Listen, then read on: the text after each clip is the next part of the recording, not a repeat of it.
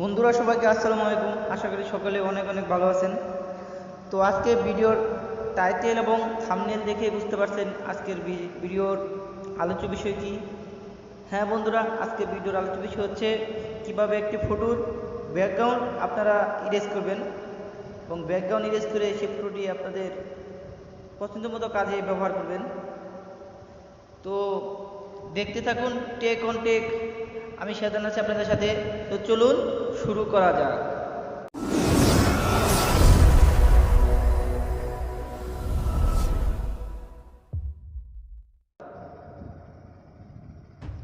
So বন্ধুরা, at first আপনারা চলে যাবেন যে প্লে স্টোর দেখতে পাচ্ছেন মোবাইলের প্লে স্টোরে। তো আমি চলে যাচ্ছি মোবাইলের প্লে স্টোরে। প্লে স্টোরে যাওয়ার পর এখানে আপনারা সার্চ করবেন BACKGROUND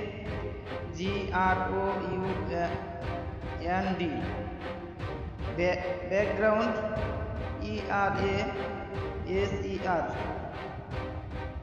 ব্যাকগ্রাউন্ড ইরেজার।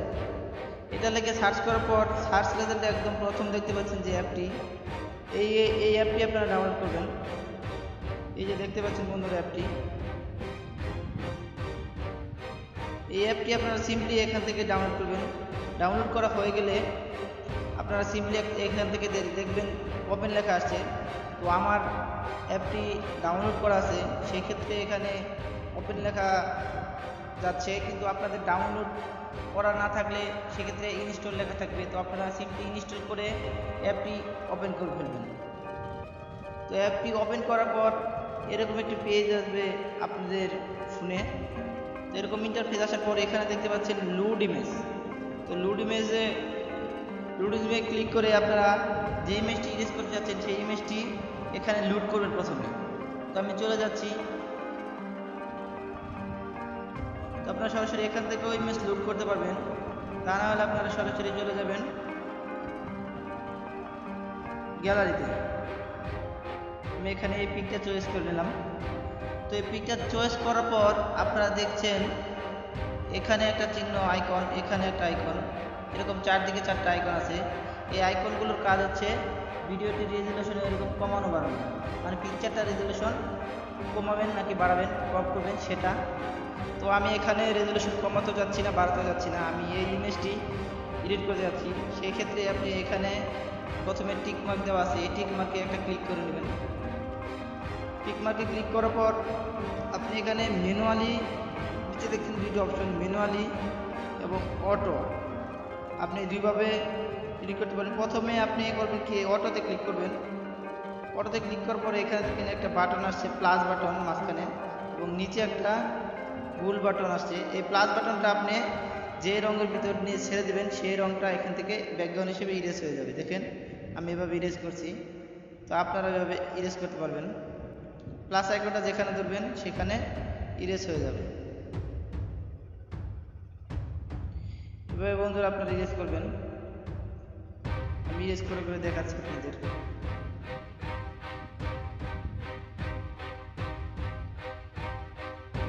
তো বন্ধুরা টেনশন করার কোনো কারণ নেই, এখানে ইরেজ না হলে আপনি ম্যানুয়ালি ইরেজ করতে পারবেন।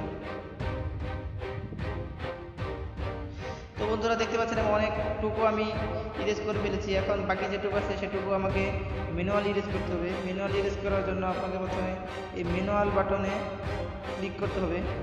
ক্লিক করার পর দেখবেন এখানে একটা বাটন আসছে, এই বাটনটি আপনি এখান থেকে ছোটো বড়ো করতে পারবেন। নিচে এখানে একটা লেখা আছে, এখান থেকে এটা বড় ছোটো করতে পারবেন। বড় করার পর আপনি এই পিকচারটা দুই হাতে ধরে জুম করতে পারবেন এবং জুম আউট করতে পারবেন। তো আমি পিকচারটা জুম করে নিচ্ছি। তারপর এখান থেকে এই ম্যানুয়াল বাটন দিয়ে আপনি এটা এরকম করে নেবেন। দেখতে পাচ্ছেন বন্ধুরা আমি এটা করে নিচ্ছি।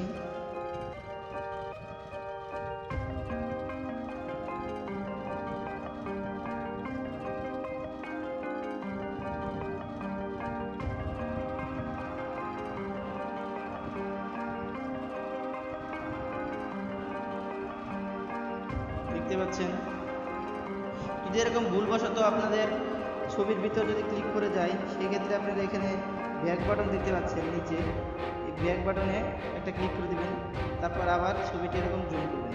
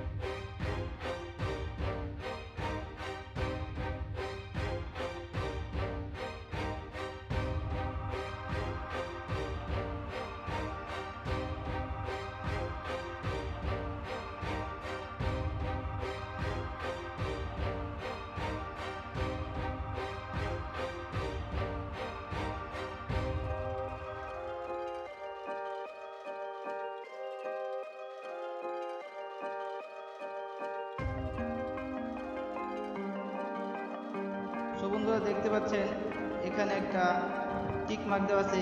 কাজটা হয়ে গেলে আপনারা এখানে টিক মার্কে ক্লিক করে দেবেন।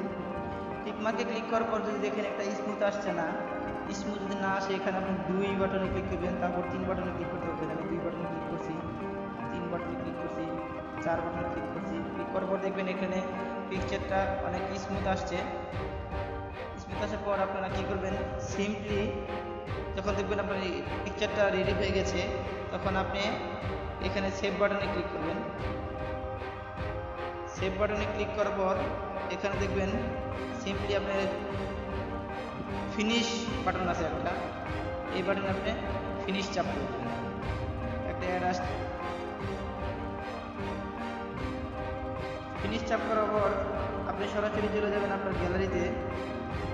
গ্যালারিতে যাওয়ার পর দেখবেন আপনার ইরেজটা এখানে চলে আসছে। এটা হচ্ছে আপনার ব্যাকগ্রাউন্ড ইরেজ করা পিকচার। সো বন্ধুরা, ভিডিওটা যদি ভালো লেগে থাকে অবশ্যই আমাদের ভিডিওতে লাইক এবং শেয়ার করবেন, এবং আমাদের চ্যানেলে পরবর্তী ভিডিও পাওয়ার জন্য অবশ্যই আমাদের চ্যানেলকে সাবস্ক্রাইব করে সাথে থাকবেন।